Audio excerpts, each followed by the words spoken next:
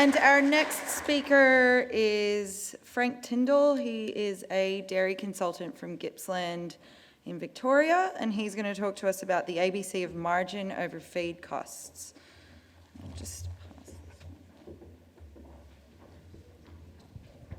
Thank you.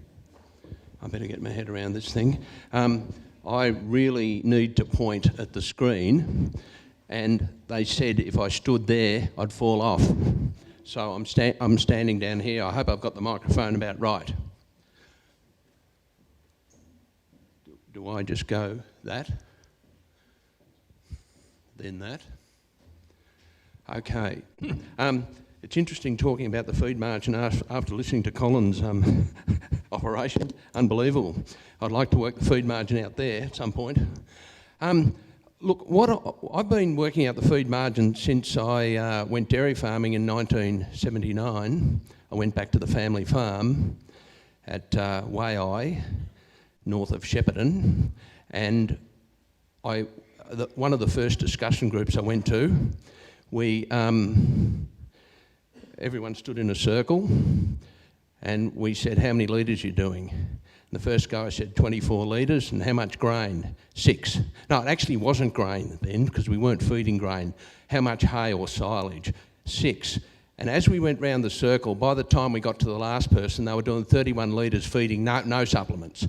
Now, that was a form of working out the feed margin. Actually, can people down the back hear me? Okay, that was a form of working out the feed margin. In the mid-80s, when computers and spreadsheets came along, I started trying to do it in a lot more detail, and also I then left the farm and had gone back into extension, working on the McAllister Irrigation District at Maffra, and I spent 20 years doing that. I've left that, but I've now been private consulting for about 13 years. Now, I believe we should, hang on,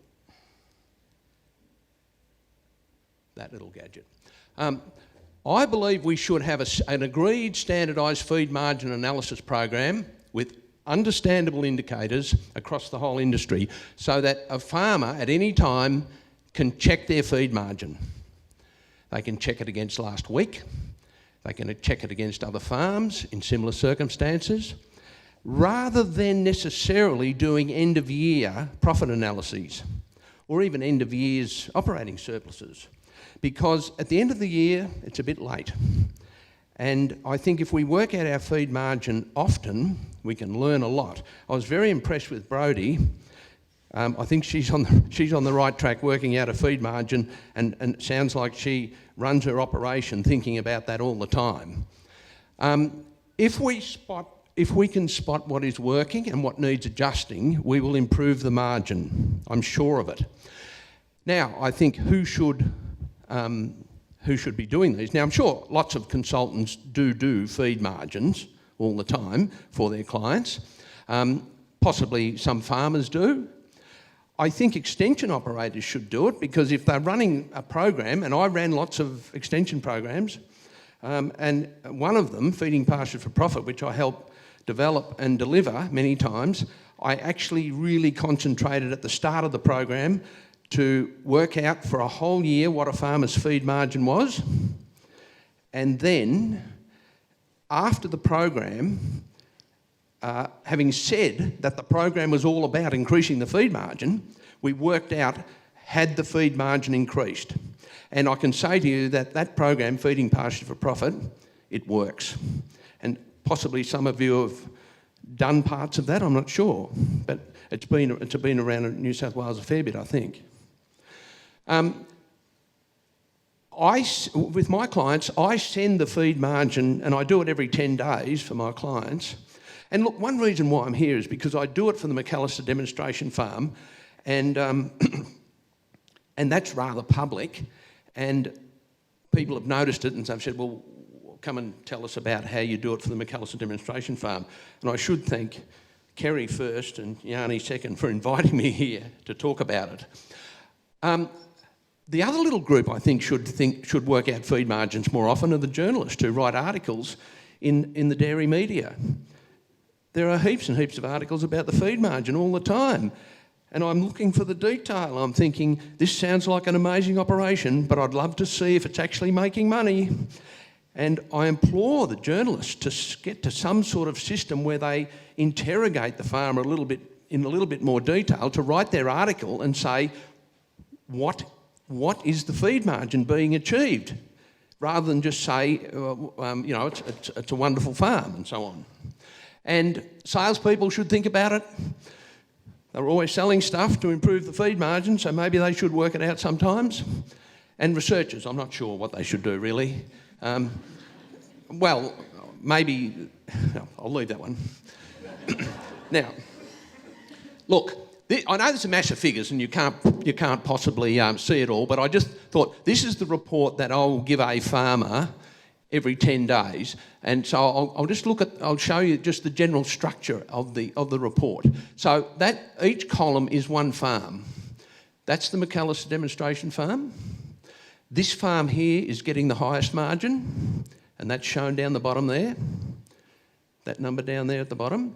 This farm here is getting the lowest margin. So it's ranked at the moment based on margin.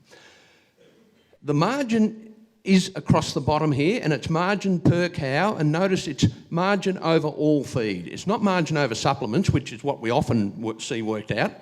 I like to work out the margin over all the feed, including the pasture, to get the full picture, because pasture does vary in cost quite a lot, and so I think pasture needs to be factored into the margin as well, so it becomes margin over all feed. Now, when the farmer gets this report, I've already ranked it based on margin. So this is the farmer getting the best margin, but they can rank any line they like to see, for example, who's getting the most litres per cow. So generally speaking, see there's a 27.4. I don't know whether you can see that actually, but the farmers like to rank it on other issues, and all these other issues are the drivers of the margin. So they rank it however they like, on any line they like, to try and understand all that data. This column here is the average for all the farms. This column here is quite an interesting one, and for the researchers, I may be well pulled up on this a fair bit, but Excel's got a lovely little function called correlate. So that column there looks along each row and says, how well correlated is that row with the margin? Can you see why I want to do that? I want to work out that correlation to see which rows are important or more important than others. Notice you probably can't see it, but that's a 95% there. In other words, pasture consumption per hectare, nearly all the time when I work it out, and I work it out every 10 days, is above 90% correlated with the margin. In other words, with the money being made. And we know that anyway, and that's what this conference is all about, really, isn't it? The other thing that it correlates with is milk solids per cow. That's an 87%. So that column there can be quite instructive. I'm not sure that my farmers look at it that much, but I do. And I think it can be quite helpful. This last column, I call that the model. A farmer can take their own figures and put them in this model over here. It uses the same formulae. It is simply a reverse of this, which has happened, and here's where they can test what might happen. So if they have a 50 kilograms of dry matter per hectare per day, they can put that number in over here or change any of those numbers to see what might happen to their margin if they change something. So that's another way for me to help them understand how their margin works. I also give them 60 graphs, which is totally ridiculous, I know, but they keep asking for more and more and more graphs. Of course, The basic ones like milk solids per cow per day, I have them surrounded in a yellow border. There are 60 of them. I can't show you the whole lot of them today. But one that they asked from me a while ago, one bloke said, look, my margin is worse this year than last year, but the milk price is lower and the grain price is higher. Could you develop a graph that has the same milk price and the same grain price as last year, and then see what my margin is, to get the idea whether their management is making the difference or the input prices? So I'm sort of saying I build all these graphs, they're there all the time, they can use them however they like, but certainly graphs obviously make data easy to visualise and to see the trend. This little set of graphs, it's for the McAllister demonstration farm. It's actually 1, 2, 3, 4, 5 years all in a row. The blue line, I'll pick this particular one in the middle, the pasture consumption. It's for the big drivers of the margin. So pasture consumption obviously is one of the big drivers. The blue line is the highest pasture consumption farm at that time. The black line is actually the demonstration farm or that farmer's report, and the red line is the lowest pasture consumption. Do you think that might be of some value to watch over years? How close have you gone to the top performing pasture consumption or even the lowest performing pasture consumption over 5 years? It's just something to help the thinking. Now, I've just broken it up a little bit more so that you can see the numbers a little bit better. And in this case here, I've got the highest margin farm, the lowest margin farm, and the McAllister demonstration farm. You can see the correlation numbers a little bit easier there. But I wasn't sure how well you could see these numbers, so I've now split it into 3, and I'm just going to show you the bottom a little bit. So that's, I hope right down the back now you can see the numbers. This is right at the bottom, so this is the total margin for the day, $3,900 for the whole farm for the day. You have no idea how many cows are on that farm, do you? Because the data's not there. But per cow, that comes out at $7.90.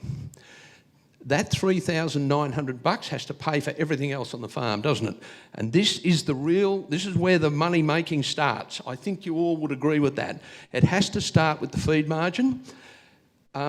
If you don't get a decent feed margin, you really have got no hope of making a profit. Now, a point I'd like to make here is that this farmer is getting $7.90 per cow and $37.61 per hectare, but let's just focus on the per cow one for the moment. $7.90 per cow, and this farmer is $4.84. They're all in the same district, similar kind of farms, all in the McAllister district, and there's a $3 margin here difference. I often see that. I often see $3 and $4 difference in feed margin when I look at a group of farmers. Even that farmer there, even that farmer there, the best one, oh God, pressing the wrong button, I reckon I could see another $1 in that farm. Now, this may not apply to this group here, and it certainly wouldn't apply to Colin, but I think in the limited number of farmers that I see, and it's only in the McAllister Irrigation District, I wouldn't mind betting that there's a $2 average gain to be made on average across all Australian farms. It's a bit of a wild speculation, but in the limited number of farms I see, I reckon there's probably on average a $2 gain to be had. If you extrapolate that to a 300-day lactation, that's $600 a cow. extrapolate it to a farm, it's a couple of $100,000, extrapolate it to Australia, but I don't know how many cows in Australia. Does anyone know? Is it 1.5 million, or where are we now with cow numbers? Does anyone...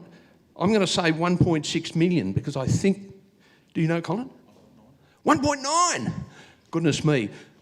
That means clearly, I think, there's $1 billion to be gained in the feed margin.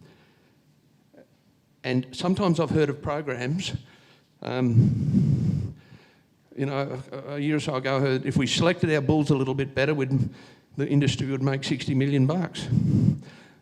I think that if we worked our feed margin a little bit better, there could be $1 billion in it for the whole industry. But I know that's getting pretty wild speculation, really. But anyway, it's there for you to think about. Now, look, as we come up for the bottom, this is just working its way back up to the top with much bigger numbers laid out. There's the milk solids per day. Now, it's got all the details that I think might be relevant to understanding the feed margin. You know, we go the fat test, the litres per cow, the body condition change, the fibre level of the diet. I don't do protein and energy because I think that one is a real one to watch. Total dry matter intake, all supplement price. You can see I'm just working my way up this list. I get the pasture price. Here is an indicator that we very rarely see, ever, but I think it's a really important one. It's the daily spend on the milking hectare to grow the grass.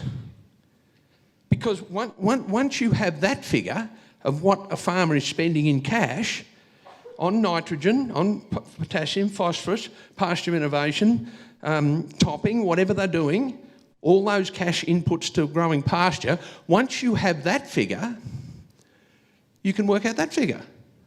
And notice here the pasture price for that farm is $62 a tonne. For that farm it's 106. It's a fair difference. So when I run my discussion groups, I spend always an hour talking with the group and working through their figures. And they're looking at all their own, they've got their own figures there. So we discuss the margins and why the different margins are occurring, and then we'll go for a walk around the farm for the second hour. So I can't really go through all these figures today, but then we go to the top of this list, the top of the chart, and here are all the pasture inputs: topping, grazing allocation rate, average graze rest time, topping, renovation, K, P, N, and millimetres of water. So, a quick summary of all that. It's a margin over all feed, not just purchased supplements. It has all the major drivers of the feed margin. It uses meaningful indicators. I think we use a lot of fairly woolly indicators in the industry, which I just sometimes look and think, well, how am I ever going to work out? Like, I don't want to pick on them particularly because I know people are personally involved in them, but you see a thing called net milk. Does anyone know what net milk means?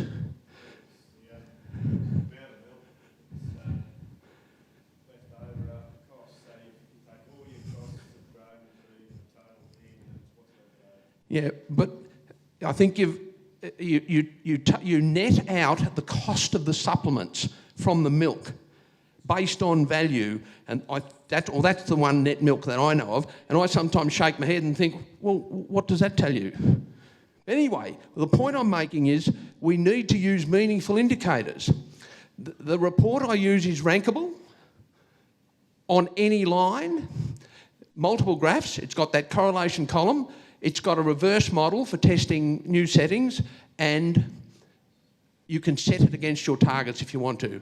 And personally, I couldn't be without it as a part of my consulting process because every 10 days I get the results. The farmers send me what they need to, and I get all the data from the websites, from the milk companies. It's fairly reliable sort of data, I think. And before I even go to the farm, I've got a pretty good idea of what I'll be looking for. If the pasture consumption's down, I'll be thinking, what on earth is going on with the pasture consumption, or if the milk production's down. How am I going for time?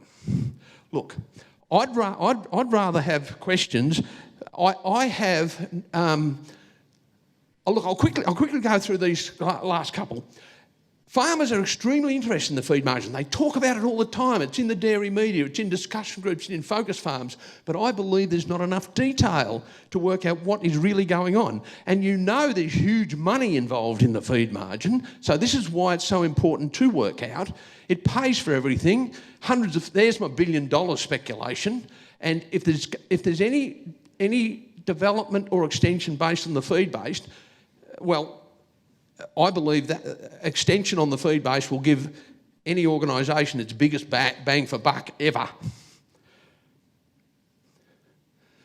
And look, constant decisions need to be made about the feed margin. Things change all the time. Milk price, grain price, grass supply, lactation stage and so on. So because of those constant decisions, you can't just set and forget your feed margin. You have to be thinking about it all the time. And at the end of the year, it's no good. I think the industry needs the data. It would enable a fantastic discussion, rather than sometimes I even come across almost an argument about how to run your farm, whether it should be, if you're chasing 600 milk solids or something like that, people say, oh, you're just buying your milk or something like that, and you're grubbing out, you're doing too much topping or so on and so forth. All these arguments about how the feed margin works, if we worked it out more widely, I think we could avoid or simply have a better discussion.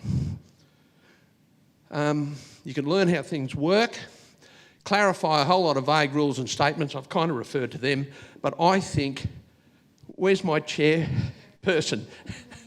Because what I would like to ask you is, if I think this feed margin and working it out more widely across a greater big group of farmers and have a better understanding of what's happening on the feed margin, my question is, how could we get more farmers to do it?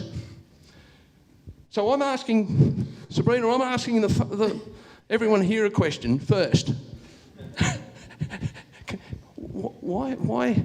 Some farmers work it out, Brodie works it out, but not many do. In fact, you're flat out getting farmers to work out their end of year profit analysis, generally speaking. So you're probably even more flat out to get them to do this, but why?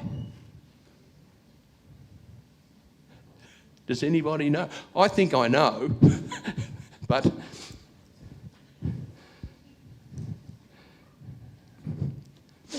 all right. Should we take an applause for that? No one can answer my question. Maybe that's people want to make comments. Discussion for tonight. All right. Well, thank you, Frank. That was a really interesting presentation that's jogged a lot of questions, I'm sure. It was really nice to see how data can be used to improve decision making on farm, and I'm sure there's a few questions. So first, thank you to Frank for that presentation. And we have a couple of minutes for questions, so we'll hand over to the room. We've got a question up the front here. In your opinion, what was the difference between the best and the worst in terms of observations? Two things. Not enough pasture consumption and not enough milk per cow. There are two big efficiencies on the farm that have to be achieved. The hectare has to produce grass or get grass consumed from it, and that feed then has to be, or any feed you buy, has to be used efficiently. Feed efficiency is almost as important as pasture consumption per hectare, from what I see.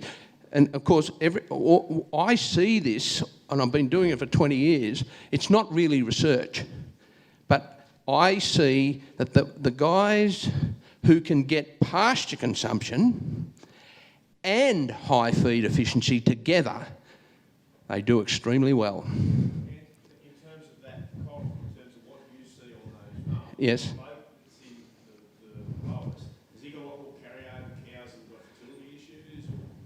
He could have. And so there's some things in that margin that you would have to delve into deeper. But at least you can see for what that lower farm is not producing as much milk per cow. So you'd have to think, well, why aren't they eating enough? What's the problem? They're only eating 15 kilos of food and the other farm was eating 19. Why? So you'd have to delve deeper into that one. But the main thing he was losing on, the lower one, was not enough pasture consumption. He did not have enough pasture. Does that, yeah, happy with that? Yeah, no, but there's such differentiation in the two. You're the consultant. Yep. Is he shit house at repro or? No, he's grazing manager. Well, he's not here. His grazing management isn't up to scratch. And that was in November, and I bet my boots he hadn't irrigated properly up to that point. So there'll be always things to go and have a look at to see what. But that gives me, if I go and visit that farm, that gives me a start to what to look for. See, one guy was getting 69 pasture consumption, kilograms of dry matter per hectare per day, and the lower guy was only getting 39. Sorry?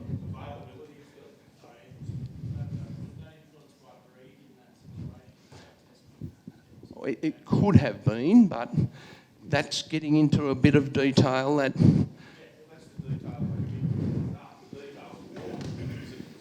Yeah.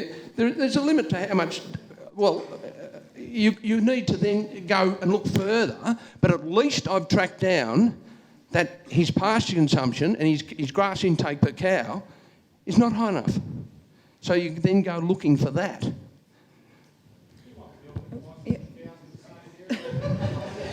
Sorry? We have one question up the back. Peter Moat, Allen Bank. G'day, Peter. How are you? Good, thanks, Frank. My question relates to that graph of the different farms. The best farm remained the best over the 4 years and the worst farm remained worst over the 4 years, despite having all this information. Why didn't he see the problem and do something to correct it? And the second question related to this is, amongst all your farmers, do you have some farmers that are ranked low and they see the problem, they've got all this information and they take the necessary steps to improve over time? Yeah. That farmer on the right, I've only just taken him on as a client at that time. And he was struggling. He was on a 15-day rotation, hadn't put fertiliser on for a while, etc., etc. So they do move up the scale. Is that... Yes. We've actually run out of time. I'm going to get you to save your question for perhaps the symposium dinner tonight. I think you're going to be swamped. You've really started up quite the conversation. Thanks, Frank. So now my job here is done.